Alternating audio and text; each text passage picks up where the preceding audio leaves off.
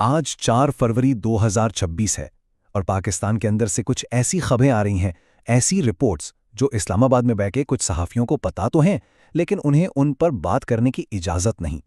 चलिए देखते हैं कि पर्दे के पीछे आखिर चल क्या रहा है। सोचिए जरा, क्या होता है जब दुनिया की एक सबसे बड़ी ताकत किसी मुल्क के सबसे मशहूर सियासी कैदी से छुपके मिलती है। ये सवाल ही अपने अंदर एक कहानी छुपाए हुए है। बंद दरवाजों के पीछे डिप्लोमेसी, साजिश और पिछले 48 घंटों में कुछ बहुत ही गैर मामूली हुआ है। तो सबसे पहली और सबसे बड़ी खबर, एक खुफिया जेल मुलाकात।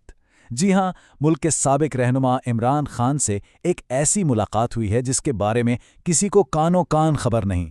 ये कोई आम मीटिंग नहीं थी और इसके पीछे जो मकासद थे वो बहुत गहरे हैं। तो आखिर इस मुलाकात में था कौन कौन, कब हुई, कहाँ हुई?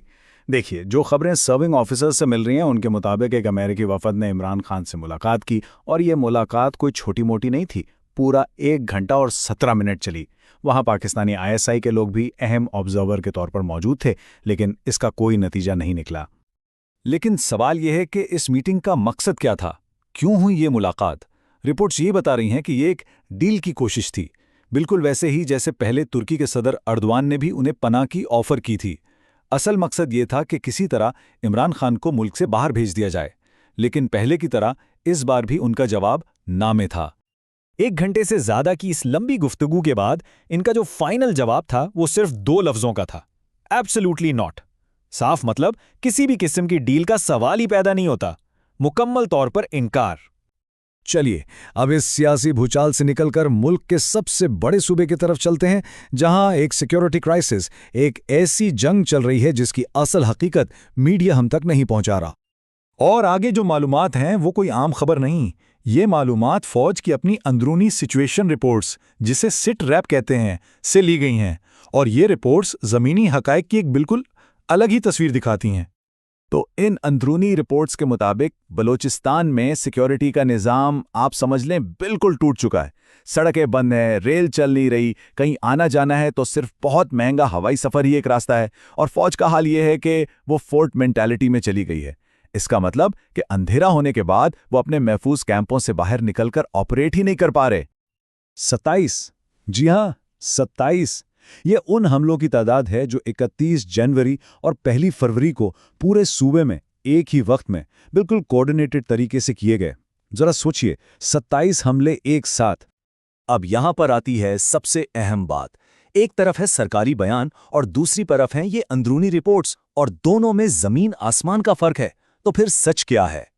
सरकारी तौर पर तो कहा जा रहा है कि 177 दहशतगर्द मारे गए हैं, लेकिन अंदर की रिपोर्ट कहती है कि असल फाइटर्स तो सिर्फ 30 से 35 थे। इसी तरह सरकार कहती है 17 सिक्योरिटी एहलकार शहीद हुए हैं, जबकि रिपोर्ट्स इशारा दे रही हैं कि आम शहरियों की हलाकतें इससे कई ज्यादा हैं। तो नंबर्स में इतना बड़ा फर्क क्यों है? इसके पीछे एक बहुत संगीन इल्ज़ाम है। कहा जा रहा है कि सरकारी गिनती में उन आम शहरियों को भी शामिल कर लिया गया है जो या तो कर्फ्यू की खिलाफ वर्जी करते हुए मारे गए या फिर किसी चेक पोस्ट पर, और उन्हें भी दहशतगर्द करार दे दिया गया है। चलिए अब इस बात की तह तक जाते हैं कि ये शोरिश, ये बगावत आखिर इतनी बढ़ क्यों रही है? ये तशद्दुद का सिलसिला ये शुरू कहां से होता है? और इसकी वजह शायद इस एक लाइन में छुपी है जो मुबैना तौर पर सिक्योरिटी फोर्सेस को ऑर्डर के तौर पर दी जाती है। अगर शक हो कि किसी का फैमिली मेंबर बागियों के साथ मिला हुआ है, उसको मारो और लाश फेंक दो। ये सोचिए, ये वो पॉलिसी है जो मजीद आग भड़का रही है।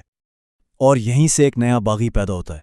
जब किसी के खानदान के एक बेगुनाह फर्द को मार दिया जाता है और इंसाफ के सारे दरवाजे बंद हो जाते हैं, तो फिर वो बदला लेने के लिए हथियार उठा लेता है। तो हो क्या रहा है? फौज की अपनी हिकमत अमली बागियों के लिए भर्ती का सबसे बड़ा जरिया बन रही है। और इस पॉलिसी के नताइज अब और भी खतरनाक हो रहे हैं। अब इस जंग में खवातीन भी शामिल हो रही हैं। इसकी मिसाल नौशकी में ISI के दफ्तर पर होने वाला खुदकुश हमला है जो एक खातून ने किया। तो अब वापस वहीं चलते हैं जहां से हमने बात शुरू की थी। कहानी को घुमाकर उस जेल की कोठरी तक ले आते हैं और सूबों में लगी आग को वहां की मुज़ाहमत से जोड़ते हैं। तो मुल्क इतने बहरानों से गुजर रहा है, लेकिन इमरान खान का फैसला फाइनल है। उन्होंने जलावतनी कबूल करने के बजाय तारीख में एक ऐसी शख्सियत के तौर पर याद रखे जाने का फैसला किया है जो अपने उसूलों पर डटा रहा। तो सवाल यही है, जब कैद खानों में ऐसी मुज़ाहमत हो और सूबों में आग लगी हुई हो, तो आगे का रास्ता क्या है? एक तरफ सियासी डेडलॉक दूसरी तरफ सिक्योरिटी की सूरत हाल जो हाथ से निकलती जा रही है।